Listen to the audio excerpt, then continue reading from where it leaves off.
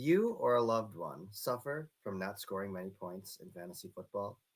For many of years, people have struggled, toiling away, digging deep into the waiver wires, all to no avail. But now, finally, an answer exists. If you are able to play the Flemoids, you will score more points. If you or a loved one is able to have a game against the Bezoic Flemoids, these points will come pouring forth, and you will have players scoring 20, 30, 40 points. You will set records.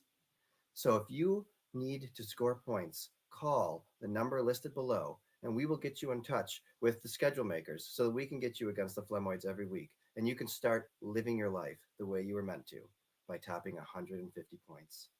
Let's get to it.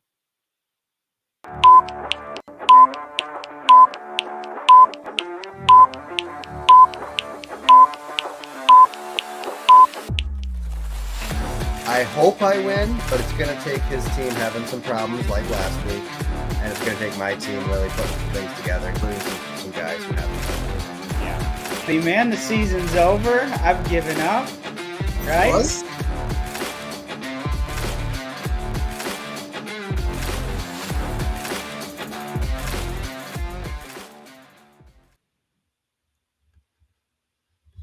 Hello. Welcome to the pod. I'm Dave. And I'm Chuck. And this is the pod. Nailed it. Obviously, this is not Dave.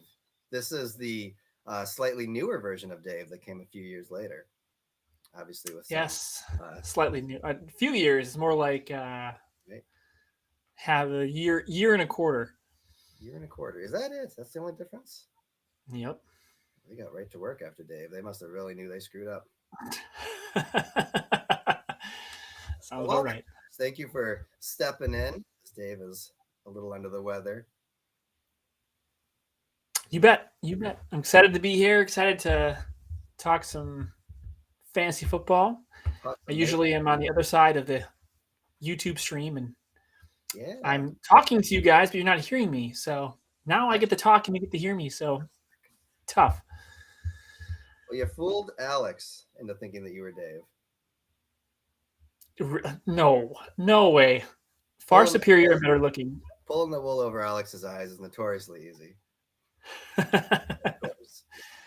Well, how are you feeling after 3 weeks of whatever? I appreciate the shout out to my team there at the very beginning of your intro. That was pretty special. I hope nobody calls that hotline. It's not worth it. I will say though that overall I feel really good about my team. However, it's tough. It's not easy being green. I'll tell you that much. No, it isn't. I was thinking though, the best thing about it is that you really don't have to worry about the makeup of your team because your points have been there. You just gotta wait until the fate deals you a better hand. I'm going to say this. I'm going to say this, that this week is going to be a benchmark because if Todd does score like 140 points and I'm up there with 130 or 135, like I have been, that there's some juju going on. There's something. There's something. It would be perhaps karma from 3 years ago when you set the record for the easiest strength of schedule. It was a couple years in a row. I didn't set the record couple years in a row, but I set the record. You did set the record during your streak of on absolute dominance in the defense department, I guess, for fantasy football. Yeah, I mean, the highest, we'll get into this more later, but the highest score that your dad has gotten so far this year is a 117. So it would be something if he were to go off. But yeah, I thought that about Sam last week. I know we'll talk about my game last week against Sam and Muskoxen, but he's had quite the low scoring first 2 weeks and then blasted off a 150 on me. So he sure did. Second highest score in the league so far. So 3 weeks in, we have just one undefeated team left. Unfortunately, it is the Tinkerers. We do still have 2 winless teams left, which I put that huge after I typed out all the stuff about the 0-3 and 3-0 teams. I was like, I probably should have just talked about that. That's a lot of writing. I put out there, but I thought it was very interesting.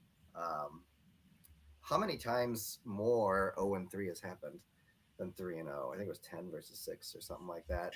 But you're not in bad company. What was it? The highest seed anybody's ever gotten was the 4th seed, but we've had a couple people get to the championship game.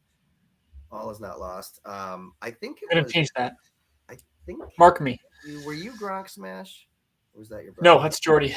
Okay, he set the low mark for 3-0 when he, I think, lost almost all the rest of the games that year or something back in 2018. So, yeah, that could happen to Alex.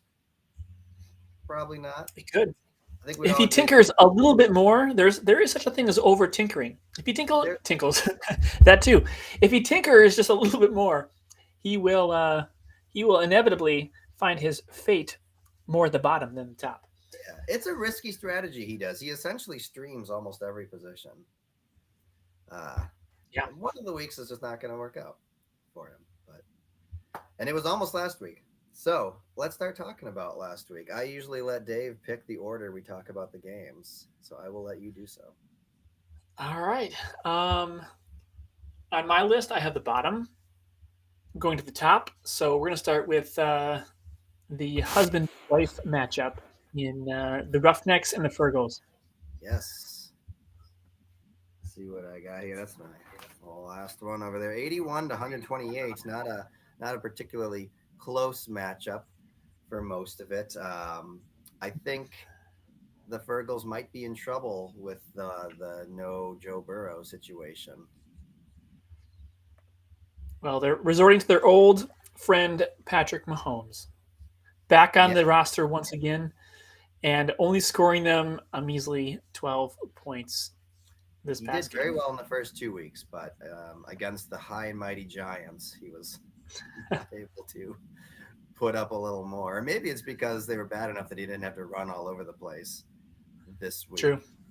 Honestly, though, the only reason that her team even saved face was because Jordan Mason put up some big numbers. Right. 23 points there. And 13 out of your tight end is always a nice choice. Now, was it fantasy football smarts that she chose Jordan Mason over Aaron Jones, or was it dumb luck? In the draft? Yes, because obviously Aaron Jones got hurt once again. So yes. Jordan Mason is the number one back in that backfield now. So. Well, if it was smarts, it wasn't her smarts because she does not draft. Fantasy football. The AI was peeking forward maybe a little bit on that one. Although she had some good points on the bench there. JK. Dobbins did pretty well. I guess that's about the only one that kind of did, though. I mean, coming from her wide receivers, between Waddle and Moore, 12 and 11 points is respectable. It's not great. It's better than Neighbors and Higgins. Better than the 3 or 4 points she got between them. So, yeah. I mean, and Chris she could have gone. We've rarely seen him put up just a 3. Yeah, right. Exactly. That's got to be a low. I think you put a stat out there. That's one of the lowest for kickers ever. Yeah, she actually set the year-long record for the least amount of kicking points. We've had games where people have had 0 for the kickers, or negatives even when they miss.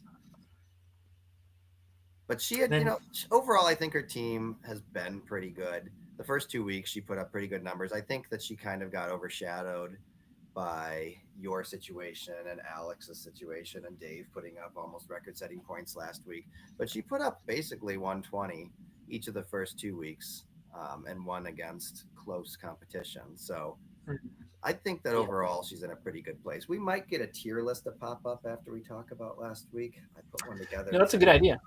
That is a good idea. I'm going to put it up on the screen, but we can talk about the tier, power rank the league a little bit. But let's look at the other side, the Roughnecks. Nothing strong. Yeah, but really 188 or 187, but strong.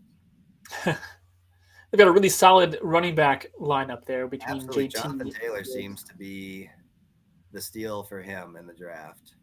I think Jonathan Taylor has a really solid potential to end the year as the RB1 overall. Well, I think he is currently. Right. I think he's going to end the year with it too, just because he's on a very strong team. I mean, I don't think Indianapolis hasn't really played anybody, super flashy quite yet. But Broncos, which would be a little bit of, do we really know the Broncos yet? I don't know. They got a good coach, but that's about it. But yeah, so far they haven't had a super tight, but they got the Rams this week, and then they get the Raiders and the Cardinals. So it's not like, and then they have the Chargers, but then they get the Titans. So they have a pretty good early schedule. Easy street. I assume he'll be able to, especially when they get big leads, they can just run, and that's what exactly. So he, one thing to note last week when he pointed out that Jared Goff would not be putting up a 40 again. Yeah, he did not. That is true. Played well, but no 40. I think, yeah. I think one interesting thing to note on Dave's team is this Justin Jefferson pick. Mm-hmm. If you look at it, he really has not performed up to his normal potential. No, I mean, you would have thought that possibly with Wentz in there, it would have been different. So a lot of people were saying Justin Jefferson, doesn't matter how poor the quarterback play is, he's going to shine and do well. Well, they're wrong. I think they're wrong. There are very few wide receivers that are able to lift themselves up with a bad quarterback situation. Yeah. Because they're just so dependent on it. If the quarterback can't do it well, or is constantly making bad throws or going just to checkdowns, it's not going to Jefferson then. I mean, what's his target share? Sorry, not target share, but what have his targets been? 7, 6, and 7. That's not what you're expecting out of him. I thought you were really going to pull up the target share statistic. No, I don't. You're in this, man. I don't have that on me. I should. No. Those are the stats you have on you before the draft. Everybody's target share before you jump into the draft, knowing exactly who to get and who not to get. That's part of my draft board, is that I calculate everyone's target share for the past 3 years. Average that out. You're a man after my own heart. Love it. So Alex is saying that he thinks that Danny Dimes makes Taylor better. I would agree. Danny Dimes is happening. I don't think so. I think Taylor does it better on his own, because he did really well at the end of the year last year with Richardson behind the helm. So, and because I had him on my team, and but I think the fact that they've had such a strong passing game has made it even easier. That's true for Taylor to run, because it seemed like before there wasn't much of a passing game going on. Take it from someone who tried to start Pittman a bunch last year. Pittman is he on anybody's team this year? So overall, not too tight of a game. Dave pulls off to 2-1. Kara falls to 2-1, so they're both tied. The Roughnecks have been looking pretty strong. I think the Jefferson thing might be a bit of a weakness, but they got him for pick number 12, so it's not like, even if he doesn't do extremely well, it's not a big loss. True. So where would you like to go next? Very true. Let's do the Tinkerers and the Muskoxen. So-called game of the week. Oh, the is that true? Is that what it was labeled as? They played the Puffins. You might be looking at next week. I'm looking at next week. Let me jump Dave back says to week 3. Better, just give it time. Tinkerers versus you. Let's do that. Yes. That's what I meant. We can do that one. So I noticed Puffins. After I picked up the Atlanta defense and had to switch out to Baker Mayfield, that 6 of my 9 positions were on Tampa Bay or Atlanta. So I changed my name to the Atlanta for this game. And as it turns out, putting all your eggs in one basket is not a winning strategy. Wow. Look at that. You're right. I'll tell you what, I really was confident in putting the Atlanta defense in there against Carolina. I think everybody was pretty confident about Carolina. Good points for Falcons, and being shut out. I think maybe I learned something about assumptions in divisional games. That's absolutely crazy, and I bet nobody had Carolina's defense on their roster. No, shutting out a team which would have given them mega points. I can't imagine. If the Falcons hadn't recovered a fumble, I probably am looking at negative points. I was probably. watching You that had score go. And then because you had 1 point for a and then sack, I just don't know. 2 points for a fumble recovery. Drake London has just been a bust this year. A terrible. Yeah.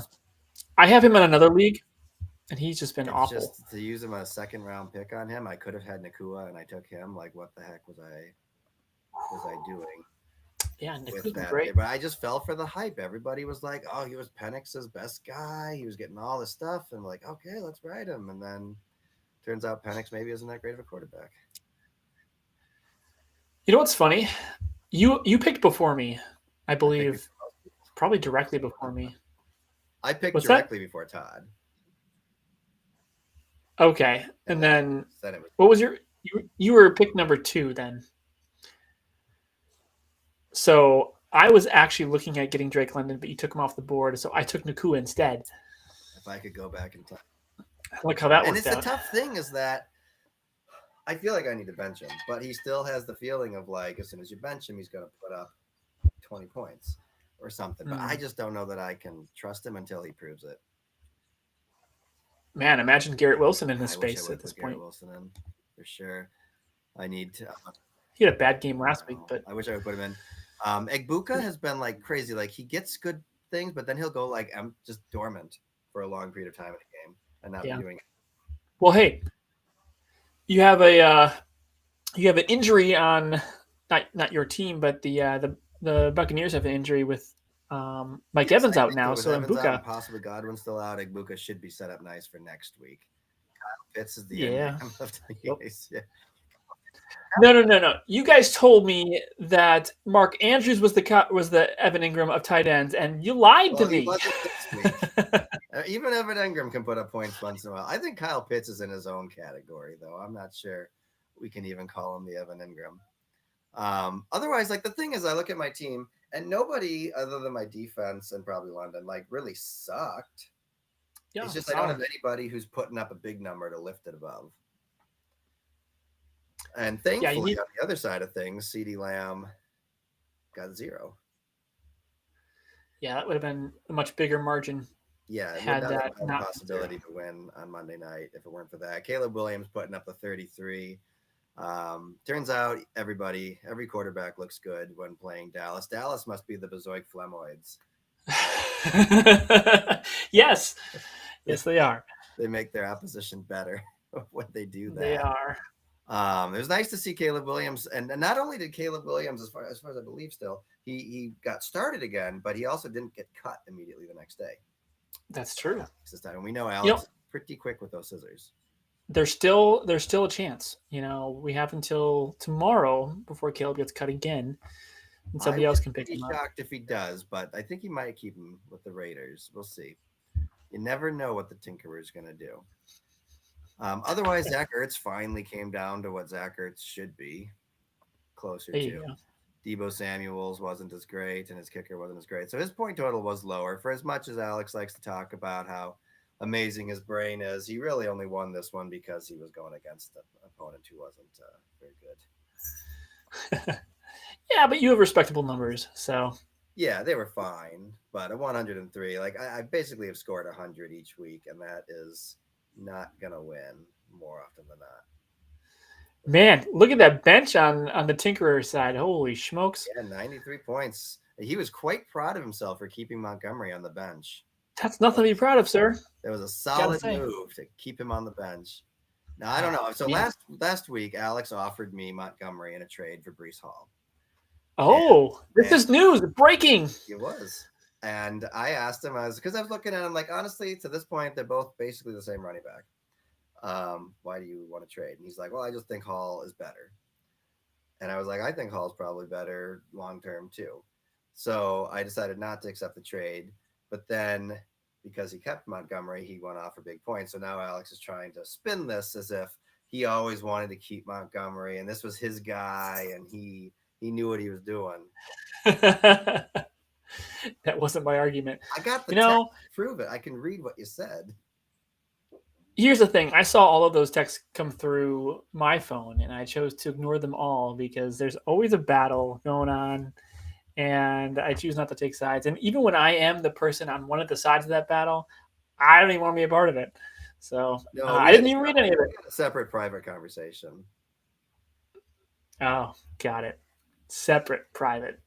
He Understood. said, the question is, who do you like? I like Hall. So I'm not He's sure reading it. how you're going to spin that one differently. I just have a better feeling about Hall than I think Montgomery's trade value is high right now. And he has. Are you going to reoffer that, Alex, or he's gonna offer that trade again? And that's all right. Because honestly, it's interesting. A lot of things I've read already today and yesterday are people saying that Montgomery is not going to be sustaining that kind of scoring. He's very, very touchdown dependent. That's true. That's true. But that's what they said about too. Has he had Cortland Sutton in the starting position yet? I don't know if he has, but he's had 2 good games, 1 bad game. 1 really bad game. Yes.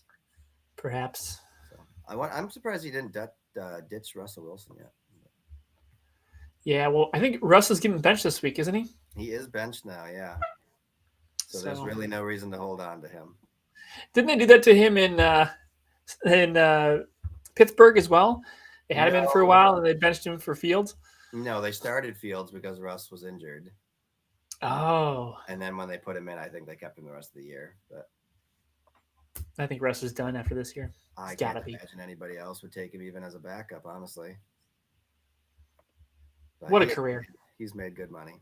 He'll go retire a Seahawk. It's true. All right. Which one's next? Let's go back and make sure we get the right week up and not make that mistake again. Sorry, it's my first time ever hosting this podcast, so forgive me for any little mistakes I make, which end up being big. Blue Golds and the White Lightning. Yeah. One thing about the week thing, it used to be that all day Tuesday, they still kept the previous week as your main page week. And now as soon as Monday Night Football is done, you wake up the next morning and it's on to the next week, which is annoying because I used to do my stats on Tuesday, and now I have to constantly remember to go back a week. Will Russ be in the Hall of Fame? I don't think he had a. Yes, he will. I think he will. What? Only he's gone to. He wasn't that long of sustained success though. It was only maybe 5. But he went to 2 Super Bowls. One of them. Or did he win? Did he go to 3 and win 2? I think he went to 2 and lost 1. Went to 2, lost 1, and should have won the second one. Winning quarterback automatically puts you in the Hall of Fame because most of that was on the strength of the defense too, wasn't it? Yeah, the 12th man or whatever they call it. It'll be an interesting debate it'll probably depend on who else is eligible when his year comes up. If there's a log jam of any sort. That's true. I don't know. I think he would. I'll say yes to that question. I think Hall of Fames in general have too many people in them. There needs to be another Hall of Fame of the Hall of Fame. That's these are truly the Mount Rushmore people of your sport. Not just this guy was insane and really great, but these are the people that are the guys, the cornerstones. That's what because there's just too many in there. You could probably read everybody in the NFL Hall of Fame and not even recognize a third of them. So you have the Beckett 10, and then you have the Black Label Beckett. Exactly. If you're into the card grading thing, it could even be a separate room in the Hall of Fame that's much fancier. And Black Label. Right now, we only have Tom Brady in here, but soon enough, more. Once you've been in the Hall of Fame for 10 years, then you're eligible to get moved into the Hall of Extra Fame. Hall of Fame of the Hall of Fame. Hall of Fame squared. All right, so this was not a terrific game. No, it wasn't. I would have loved to play either of these teams. We had what was the schedule? So combined, they actually set up for the lowest scoring combined score of the year so far. It was pretty bad here. The Blue Golds have now been. This is the lowest score of the year, 76.73. The Blue Golds now are on an even longer. I think they were on a 6-game losing streak last week, so I think they moved to 7 now.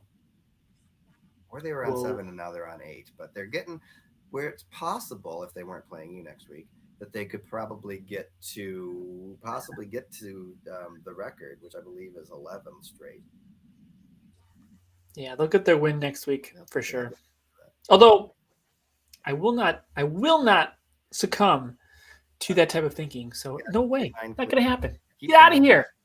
Well, the White Lightning got lucky with their opponent on this one because their score was not very good either. Just Lamar Jackson did well. He certainly showed off that first round pick value there, but the -3. Honestly, your dad was for so many years been known for being a defense savant, and he has not been quite on the ball with it this year. The -3 there. I mean, Romeo Doubs, any of the Packers wide receivers are just so hard to pick because you don't know. I mean, against Cleveland was just kind of a dumb move to begin with, but just in general, you don't know who's going to be the hot hand in any Packer game. And Laporta, I think Laporta. Josh Jacobs is typically pretty solid. That run defense against it was just a tough matchup. And the Browns is not. It's like you got to be careful. Jacoby Myers is just a tough situation because it's not a great team. Jamar Chase is really going to struggle. Surprised Nick Chubb still has legs at this point in his career. I wouldn't probably be starting hardly anybody on Houston right now, except maybe Nico Collins. You know what? I have Houston's kicker, and I'm about ready to cry because they get down. I watch some of their games. I watch on Red Zone on Sundays, and I just wait for them to get in the red zone, and they do, and then they end up going for it on fourth down, or they fumble, or they throw an interception. And I'm like, their kicker's going on here? With the Colts punter as far as not being used. Probably. But yeah, I mean, gosh, Jordan, Barkley and Henry and Cook. I mean, Cook did fine, but Barkley and Henry combining for just 18 points. Henry's got a problem this year. Yeah, he's been a big problem. And it's funny because he is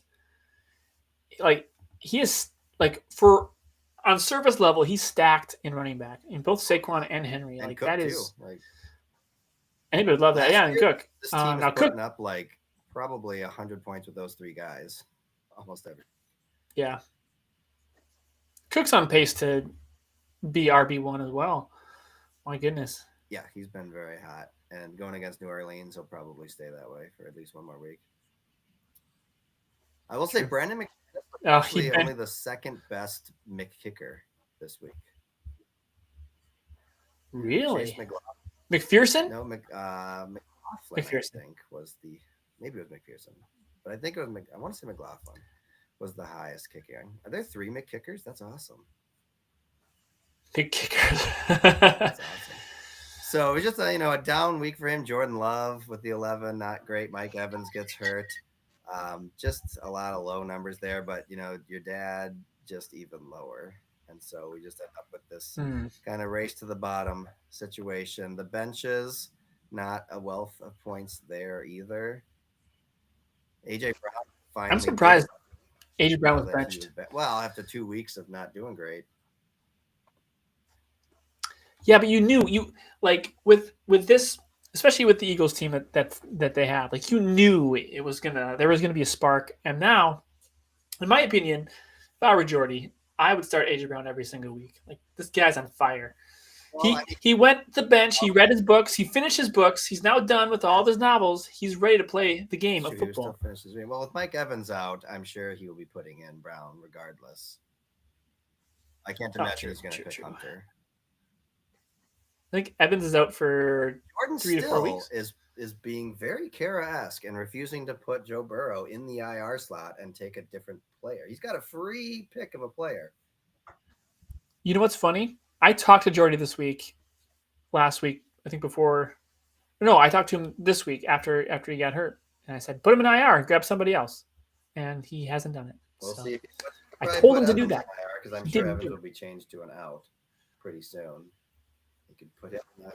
Yeah, I think he's 3 to 4 weeks. Last I saw was 3 to 4 weeks. It's strange to have the doubtful there. Because it seems to be quite clear that he's going to be out. Okay. And when is New England going to learn to put Travion Henderson in play? They've got 2 RBs who are ahead of Travion right now, and they are fumbling like crazy. They don't know how to One hold of on the to the ball. hallmarks of a bad team is making sure your best players don't get on the field. Yeah, Travion's good, and he just does not get any time coaches, on the field. Like, there's a weird kind of thing here. Non-quarterback rookies tend to get hidden more than they should. They're used too little, and they should just be allowed to go out there. Whereas rookie quarterbacks who are not doing well continue to just be thrown out there when they need to get set. Well put. Very well put. It's just one of those things. Agreed. It's all about draft picks. All right. So should all we get about to the money. real game of the week? Yeah, baby. Flemoids versus the Muskoxen. The battle of 0-2s. I'm ready.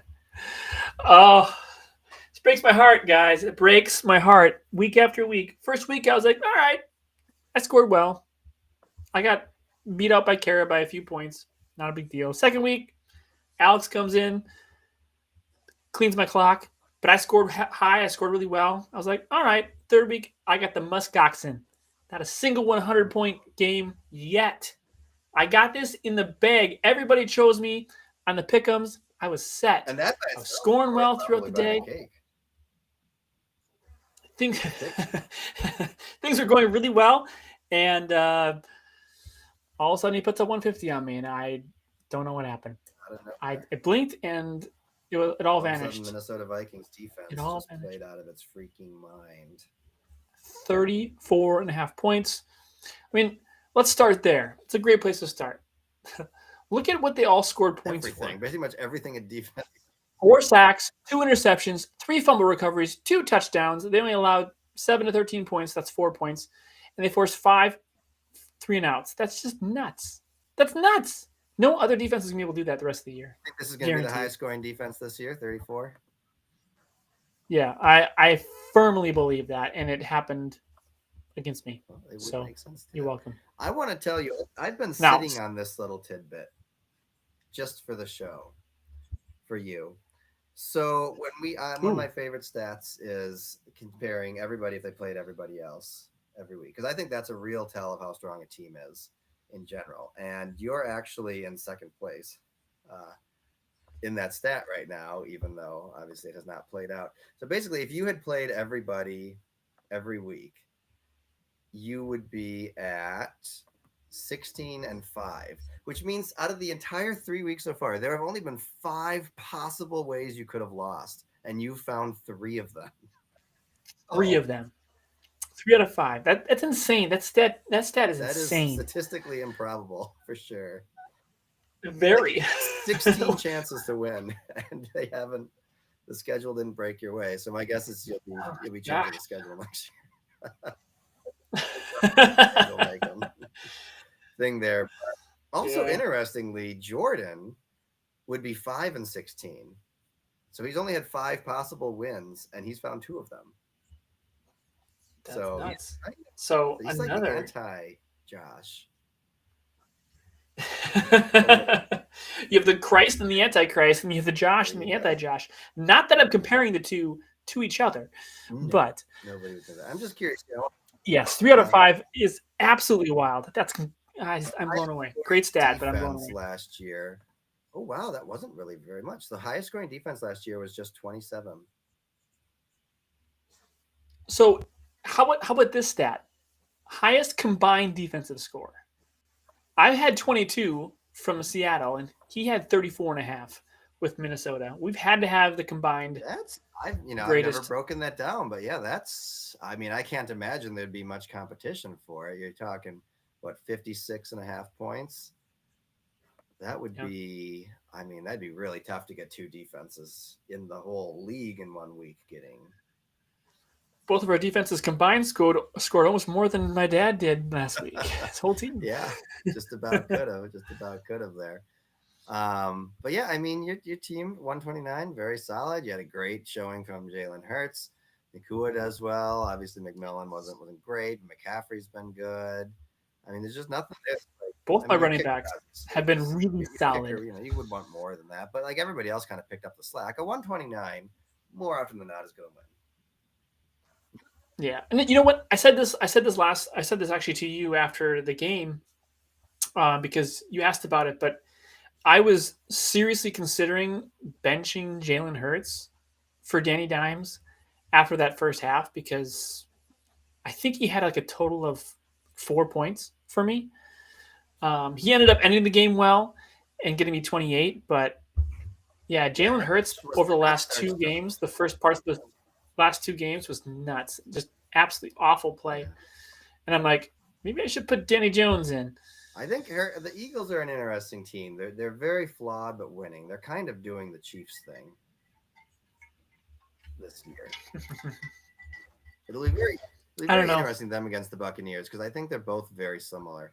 Both seem to just kind of find ways to win, but are certainly not dominating. So it'll be interesting to see how that goes. But yeah, I mean, Sam, it was the defense. If he has a normal defensive showing, it drops down. Mark Andrews going up for 22 was certainly not on anybody's bingo card. Unbelievable. That just blew me away. Not that it mattered too much. I mean, between Jake Bates and Mark Andrews, they only needed a couple things to happen, and they were highly likely. That's why I was so likely to lose. But 22 is just a slap in the face. Like, let me add some salt to your wound and put this guy over 150. It's just the polite thing to do when it comes to that. So yeah, an interesting run for week 3 here. So if we look at the state of the teams right now, if we looked at the Yahoo's power ranking, I think you'll be pleasantly surprised and happy. Yo, number 1. Lemoids are number 1. Yes, that's true. The number 1 power ranking. I will take 1 and 2, and then Dave is 3rd. Sam is still at the bottom, which they still really have no faith in the Tinkerers. Just like I feel like Yahoo's algorithm was specifically overwritten to just like disrespect the Tinkerers. You know what? The thing that Yahoo does not expect is all the tinkering. So they don't know. They don't know how his mind works. They can't guess it. Like there's no AI that can really figure this guy out. He's unpredictable. So of course he's going to put him last because they're just like, forget it. They're going to disrespect him. Exactly. Yeah. Exactly. Play their game. Alex, that was a shout out to you. But it's just interesting how that goes there. The current projections actually have Jordan being first. That's a shock. Yeah, that's true. I guess second with 8 and 6. I do not know that Jordan will be the 1 seed. I mean, statistically, he should win the championship this year. But yeah. I don't think it's going to happen. The league the AI often likes to think that everyone's going to be pretty similar. Like it often puts projections like this where there's 4 teams at 8 and 6, and that's just never the case. And Alex is only winning 2 more games, according to them. He's going to fall off a cliff here pretty quickly. He's also going to have almost exactly the same points and points against. That is true. So that's crazy. Who's it have being the highest point scorer here? Well, I guess it's going to be you. That's why you were power ranked number 1. So I'm actually particularly 16. irked for losing last week because I think I would have gained 5 rating points and gotten back to platinum. So that really set me back a little bit there. But Sam did move into silver. Congratulations, Sam. The score of 150. So Dave, in the shadows here. Do you have that tier list? I don't know if you're able to put it up on screen or if I should just talk about it. Oh, so Dave created it, huh? Well, I created it and sent it to him. Oh, and you can't pull it up? Well, I don't know. I don't have control of anything. I'm just a guest. Oh, Dave's going to pull it up. Director of statistics over here. I'm just a guest. We're both guests, but we're running the show. Yes, we are. He's going to put it up. I don't know which one he's going to put up. I made 2 versions here. Didn't exactly know where to put Alex. We'll see. Didn't know where to put. Hey, you're like, hey, now you can relate to Yahoo. Know where to put him. off Where in does his he own go? little box. Well, you see, they didn't have anything lower does than he go? F tier, and I was like, where do you put him then? If not, you know. Well, you've seen those tier rankings that you see on Facebook or Instagram or whatever, and they make up their own tiers. Like they have separate tiers just for Oh separate yeah, I people love those ones because that they put out there. Whenever they do the quarterback. so you should have created a Tinker's Here we tier. go. Whoa, mad We can see respect. what you think.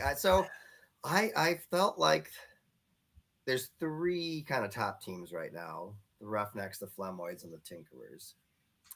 But I felt by looking at points, like yeah, the Flemoids lose, but the points are there, and at the end of the day, that's what matters. Well, the wins what matters, but the points will get you there. And the Roughnecks, the True. Roughnecks are a little bit pushed up because of the 187, but they still have had two pretty dominant wins. Alex likes it; he agrees with my Yeah. tier list here. That's excellent. So I decided to put them up on the S. I honestly, I thought about putting the Flemoids alone in S tier. And you threw Dave in there. Why? And I'm not saying that against you, Dave, at all. Well, I No, put the Roughnecks nothing there against because you. I was they've just had curious. a close loss and two convincing wins, and it looks like he's more in that direction.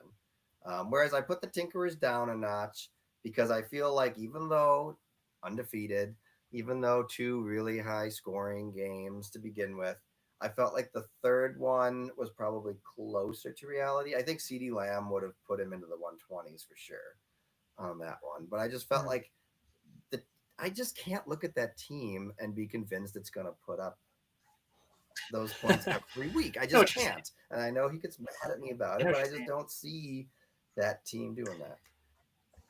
But here's the thing. I have thought that in the past too. I mean, I think there was one year he had a very convincingly amazing team, and it was clear he just kept steamrolling people, and he had a really good team, and then ended up failing in the playoffs. But like, I think the first year and then this year, so that would have been last year.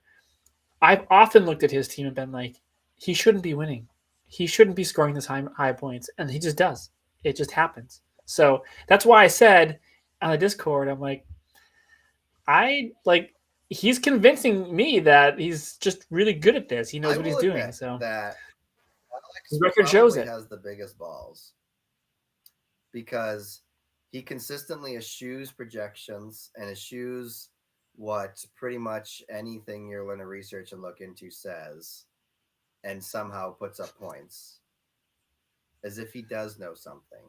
But yes, he does. I feel like the last 2 years he did just have really good team, especially the first year he was with us. He just had a very, very strong team, and it was very steamroller-esque, and he would have been the first seed if Kara went to tanked in week 14, as we all know. But we won't go there. Let's purge that from our minds and not. Let's never speak of it again. But I don't know. This year just feels different. I don't know. It just has a somewhat fraud alert to it. I feel like I'm just expecting it to happen, but maybe I'm too caught up by the projections. I don't know. I have a hard time switching out players with lower projections. I've done it, but I have a hard time being like, no, I know better than all these people whose like full-time job is this stuff. I think I'm in the same boat as far as Alex's team. I believe in it because I'm convinced since he's had such great seasons the last two seasons and he's starting off really strong in this one that he knows what he's doing, but this does feel a little bit different. And I think that the wheels will fall off eventually. And Yahoo sees it, although I don't always track with Yahoo because they always give me really stinkies. I also think that eventually, Alex, I'm sorry to say this, I think you are probably going to end up before the playoffs, 4th, 5th, in my opinion. 4th, 5th-ish. I could see that. That's my prediction overall. But maybe this will be the year he actually wins the first round of the playoffs. Could be. That's been his Achilles heel right there. So I put Kara, the Fergals, in the B tier. They probably would have been A tier as well if they had continued in last week as they had the first 2 weeks. They've had a pretty solid team. But it's still strange because her team, like, it doesn't feel that bad, but it doesn't feel spectacular either. And she's never gonna tinker at all with it. So it's hard to see her being able to maintain as things change because she will only ever go to the waivers when her defense is on a bye. Yeah. And so her number of moves will stay at 0 until that happens. Probably be 2. She'll do it once for a kicker and once for a defense when she has to switch them out. Is pretty much it. If she would just draft herself and pick up 2 defenses and kickers, I bet she could get through a year without ever touching the waivers. With it. That's true. So then I have a full chunk in the C tier. I put the Puffins there. 2-1 is probably better than I deserve to be right now. I don't know it's so weird because the team looks good. It's like the opposite of Alex. The team looks like it should be doing well, and it continues to not do very well. And so you're like stuck in this position where, like, last year, I had crappy players and was trying to pick from the other crappy players who I should start. Now it's like I have players that no matter where you look, they're good. So you can't really trade them out for crappier players because it's like I just need to have patience, I feel like. Because they eventually got us to break through into it. Yeah, although putting in Atlanta and Tampa Bay team only, you're starting to feel like my dad's teams of the late '90s, early 2000s, where all he would have soccer players, and I would only draft Miami Dolphin players, and I hope for the best. that just happened. I didn't, I would have had Danielson if he wouldn't have been out. And I really thought that the Falcons was a good matchup for defense, and it just wasn't. I'm not going to make a habit of six players from 2 teams on the show. So I put Jordan in C tier. Honestly, maybe he belongs more in D tier. There was no F tier on the thing for Todd to go to, but so that's probably why I'm up in C tier. He's probably like a C- at least with that. He's been floating through. He's got 2 wins. He bucked the whole losing the first week trend. He's in an odd numbered year. Should be good for him. He's in 5th place with 299 points. He's got the best running backs from 2024. So he might, he could end up breaking out. And then the Muskoxen, I just got to say for a second, what Sam did, I forgot to mention this, what Sam did against you last week was just shrewd and magical starting. Like, he knew exactly who to put in the starting active player spots. It was beautiful to watch. It was a clinic in how to play fantasy. The fact that he knew Minnesota was going to do that. One of the things I have to say about Sam is we've got a history. Mostly in the playoffs, we have a history, but we have a history, and typically it ends up the way it ended up last week. Typically, he cleans my clock when we play each other. I think our record definitely favors him. But I know for a time we were rivals in many matchups. So don't sell yourself too short. You guys are now 8-8 in the regular season against each other. Oh, see? Okay, there we go. Maybe I was wrong. I have memories of just in the playoffs. In the playoffs, you're 1-4 against Sam. See, every time I play him in the playoffs, I lose. So I have this just cleaned you out. Yeah, it's bad. So but it's always good fun with him. Him and I have a really strong, good. I don't trust his team. I don't trust his maintenance. No. If somebody doesn't warn him that Connor is on IR, he may not switch him out. You just never know. And then obviously the Blue Golds are D tier. The draft was just super suspect. And it's kind of been playing out that way. Love it. Great tier. I love it. This is great. Anybody you'd switch around? I'm kind of surprised that you didn't put yourself up on B tier.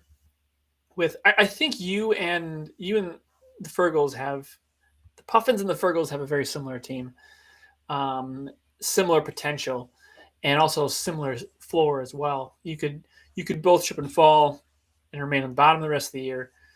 You also have potential to make some moves and be successful. Although Kara's not going to make any moves which is like she's not going to tinker at all. Her potential to slip and fall is greater.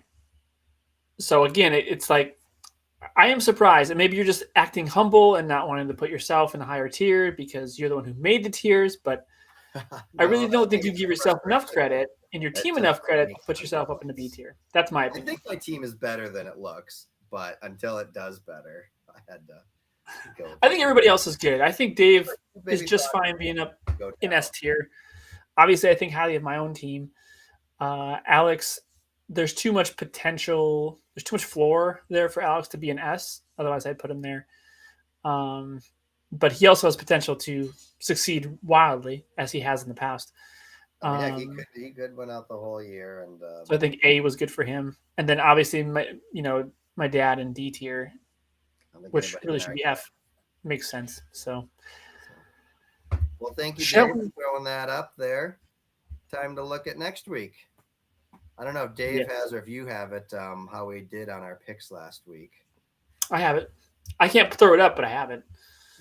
I don't think he ever throws it up. Okay. So we are at some picks are already in for this week. Great. Chuck, you ended up 2-2. You picked Dave's game right and Jordan's game against my dad right. Then we have Dave, who ended up also 2-2. Kara, Jordy, and my dad didn't pick. And then we have Alex, who ended up 3-1, which was the best of the week. My dad. He had the successful picks on Dave and Kara, successful picks on himself against you. Pick department, even though his team hasn't been great.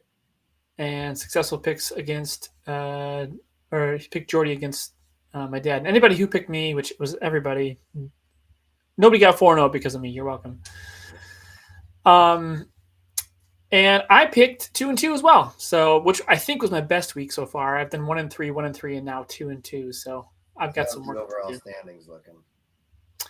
Overall standings, we're now sitting at the top two are you and Dave with 7 and 5. Really? And then we have I thought I was doing much worse. Alex at the 5 and 7. I'm sitting pretty at 4 and 8. Got a 50% record. Kara and Jordy 3 and 9, and then Sam at 1 and 11 because he only picked once. And then my dad didn't pick at all, so he's at 0 and 12. I'm not sure he even knows this form exists. So you might not. All right, so we're looking forward to week 4 here. It's interesting. 3 of the matchups have the same record going against each other. Oh. 2 and 1s are playing each other. The 2 0-3s are playing each other, and then we have a 3-0 versus 1 and 2. Bound to happen.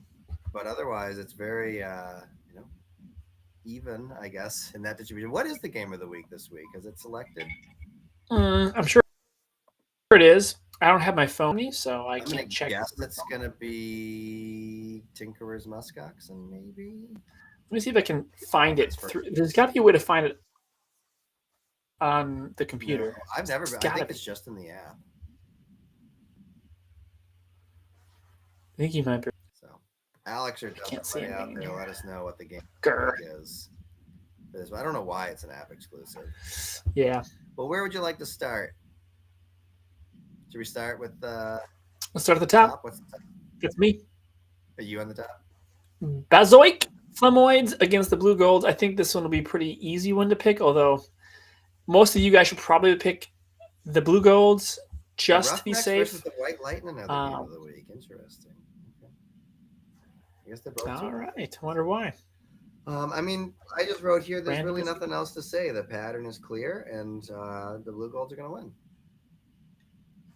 Yep, they will. I mean, Lamar's projected more than Hurts. Nabbed Trey Benson. Yeah, so let's talk about that. I've done a few moves, mostly for a defense and I think a kicker at the beginning of the year. Actually, I'm probably going to go choose a different kicker. I just can't do Fairbairn anymore. I just can't. But I will say this. I grabbed Harold Fannin Jr., who's the tight end for the Cleveland Browns. I think he has potential to be great. So I'm holding on to him for a little longer. Who's this guy?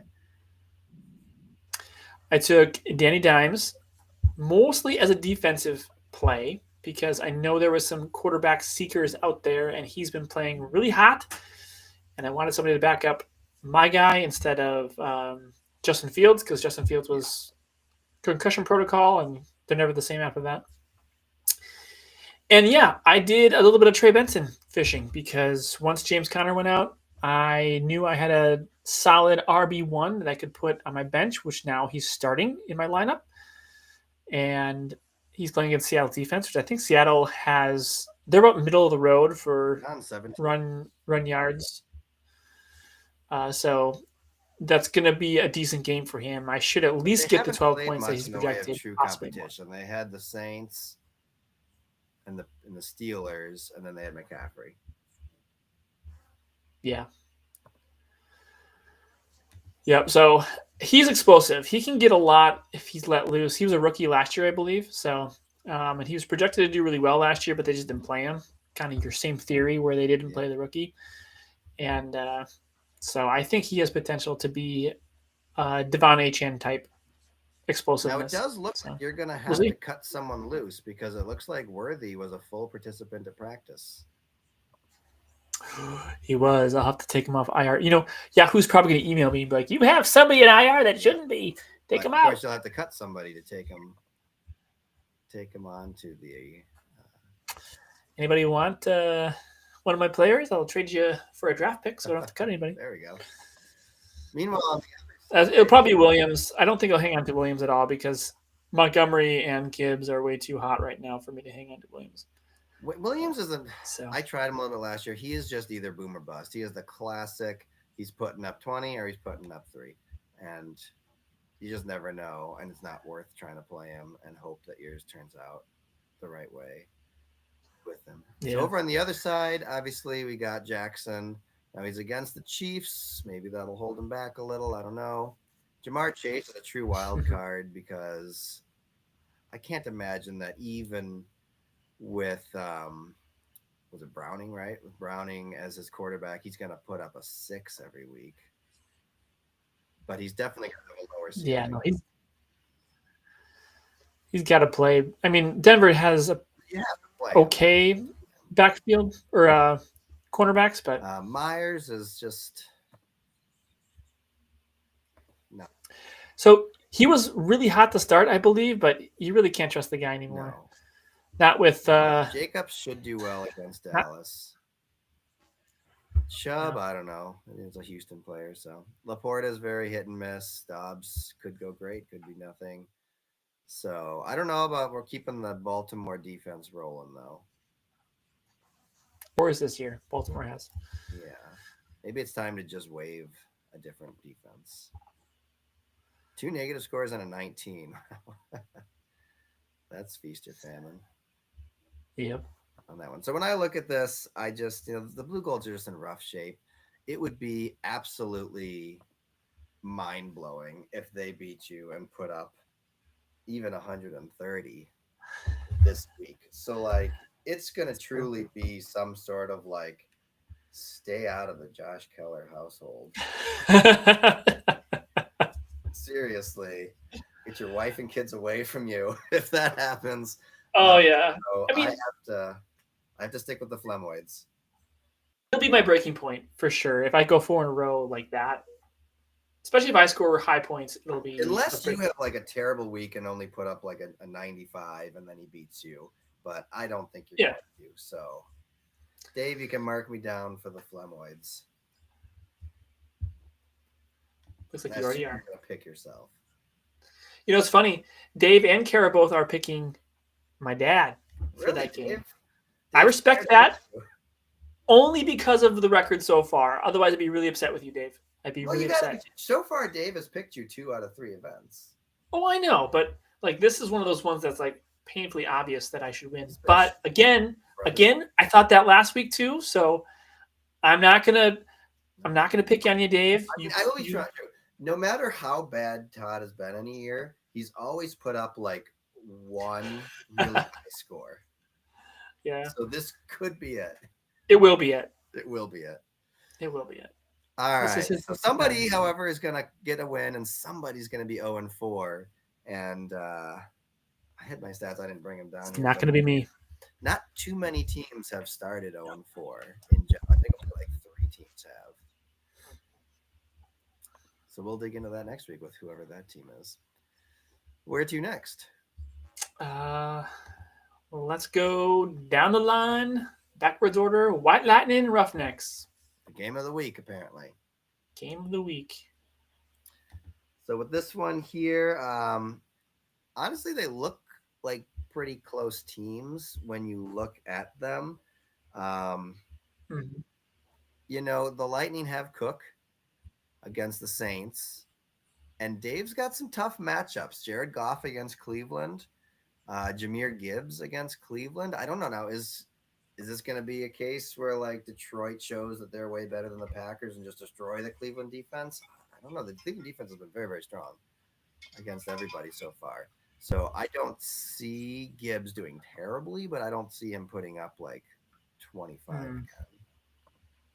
Also, this will be a true test for that Indianapolis offense as well. They play the Rams, and the Rams have been really solid. They lost to a really good team last week, the Eagles. And they dominated the Eagles in the first half. So I think that Jonathan Taylor the Rams have had the fewest points against running backs. So this could be a low week for the Roughnecks. He might be in rough waters. Jefferson, I don't know. Is Jefferson going to show up or not? He's kind of a wild card. Well, Jefferson, remember, he's in Dublin, I think. Oh, that's right. They are. They got an early Sunday morning game. So he's going to be in Ireland, which is always different. Whenever you play in Brazil or Ireland or London or wherever, it can always be different. And it's one side or the other. It's either, like you say, feast or famine. He's either going to score 4 points or he's going to score 38. Mm-hmm. But he certainly hasn't been looking like the 38 lately. Alvin Kamara going against Buffalo. I mean, they've been pretty weak against the run, but the Saints are just a bad offense. They tend to not do well with that. So I just see a lot of opportunity for the Roughnecks to not do great. Meanwhile, on the other side, you got Smith-Njigba against Arizona, Love against Dallas. Henry and Barkley, I don't think are going to do amazing against Tampa Bay and Kansas City, but maybe. Kelsey against Baltimore, that's a tough one there. So they both got some. This is a tough pick, I think, this week. My gut really, for some reason, has me leaning towards the Lightning. See, I'm the opposite. Even though there's a lot of really hard matchups, I think that they're still going to come out with solid points for most of those people. I switched. Adams to Hampton. Certainly will. Who'd you switch to Hampton? Kamara, I'm assuming he's talking about. Can we refresh this? Maybe I need to refresh. Oh yeah, here he just did, and now he's only a 46% underdog. Hampton to do well against the Giants. Giants have been a get-right team. So, like, although he doesn't have a world-class kicker. All of a sudden, Dave changed his account. I know. But he switched to Hampton, but he also switched to the Chuck&DavePod YouTube channel. We'll see, Rappaport's cousin will show up too. Yeah, he'll start popping up in the Discord. Like, I want to pick the Roughnecks, but something is telling me to pick the Lightning. But at the same time, I don't trust their team as much. Until Barkley and Henry show consistency, I don't know if I can do it. Okay, I'm going to go with the Roughnecks. Ha! Gotcha. I'm picking Lightning. I don't know who I'm picking yet. Unless I'm forced to pick live right now. Maybe this one will be a tie. Well, you can always change what you actually put down. You just got to throw something out there live.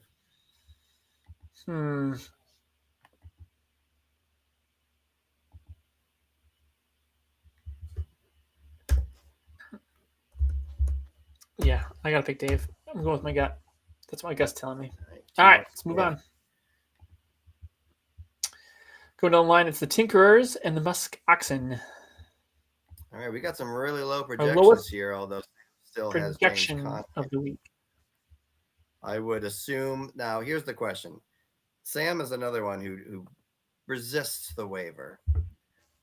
Would he put the entire Seahawks backfield in? Because if he switches Yes, Connor with Charbonnet, that's what he's going to have, which might not he be a should. terrible choice against the Cardinals. He would need to go. Oh, he has them on his bench. Okay. Yeah, do it. This is only running Sam, back. if you're listening, this is your chance to repeat the Detroit backfield season that you had prior. Works pretty well for him. And honestly, I think he could probably just cut Connor. I mean, he could stick him on IR for now too, but I don't think anybody's going to be nabbing It's Connor. season ending. He's not going to keep him. He's But not I going to just- save him as his keeper. He still has Allen. Connor as a stash for like a keeper next year.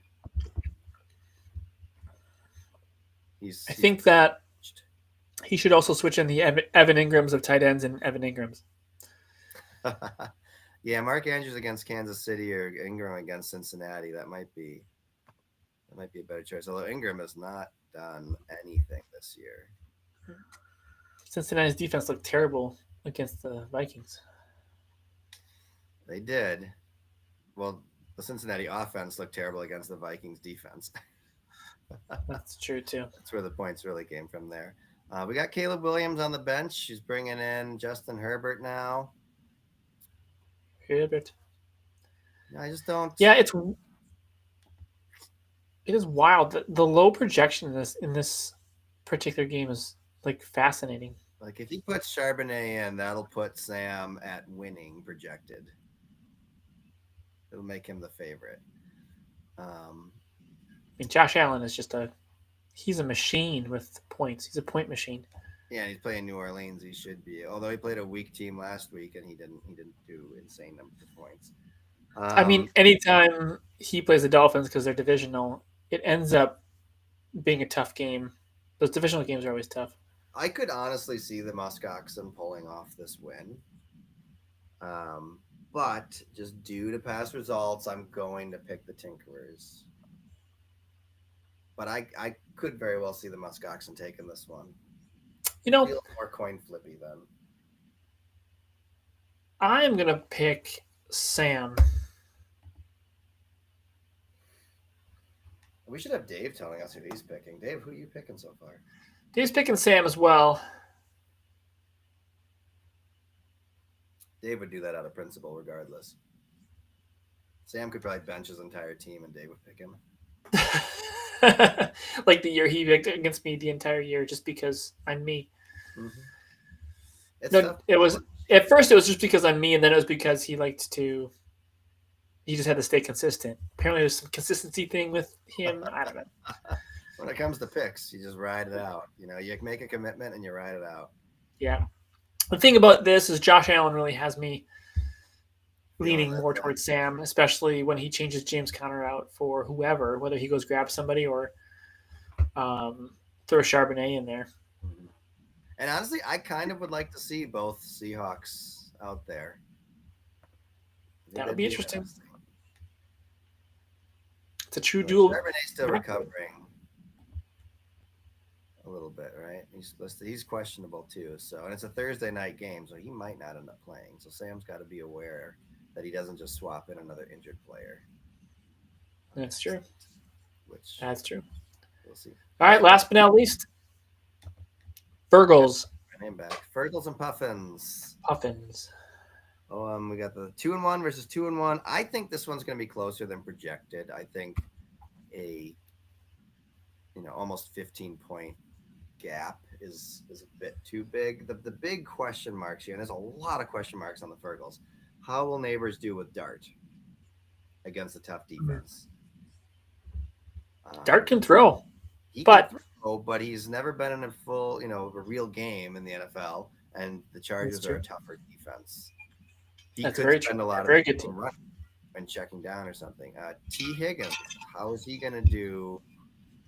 Is he going to be able to bounce back?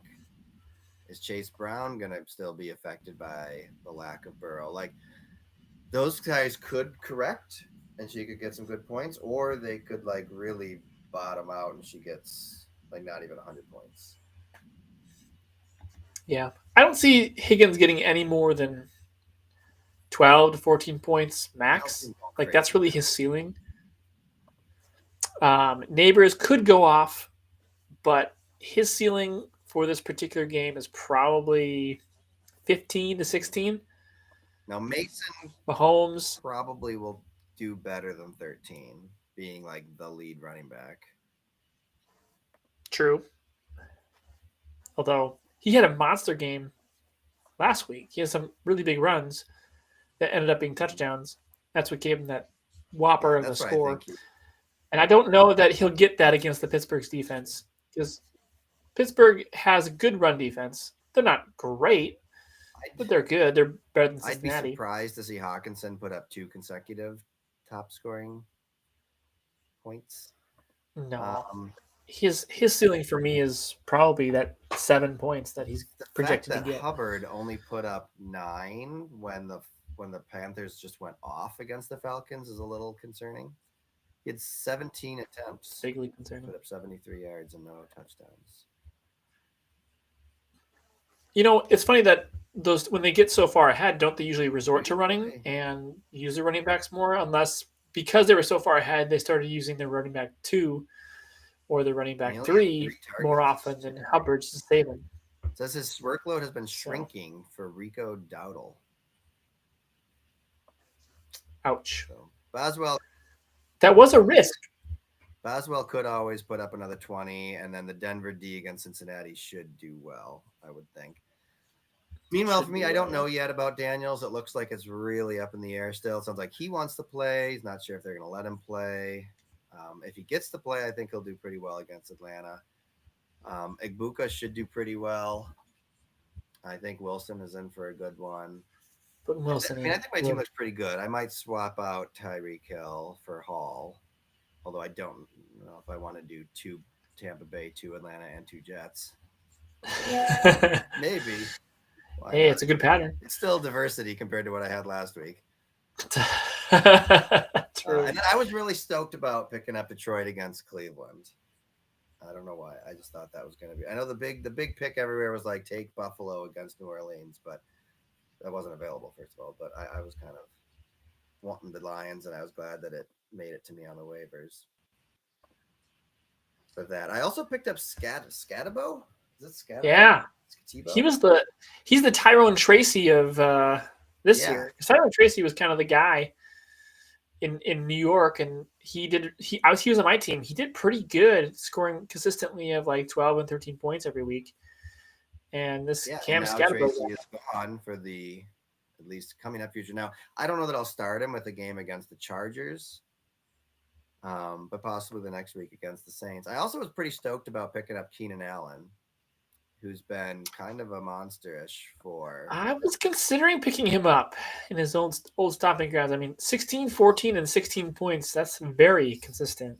Yeah, so I might throw him in instead of Tyreek Hill. Although Tyreek Hill has bounced back a little. He's got a 12 and a 13 for the last 2 weeks in a row. But Keenan Allen seems to have a pretty steady point flow right now with that. So when I look at these, I do think Fergles are going to be – it's going to be a closer matchup, but I'm going to pick the Puffins. And I think this might finally be the week that we top 110 points. Ah, yes. Join the club.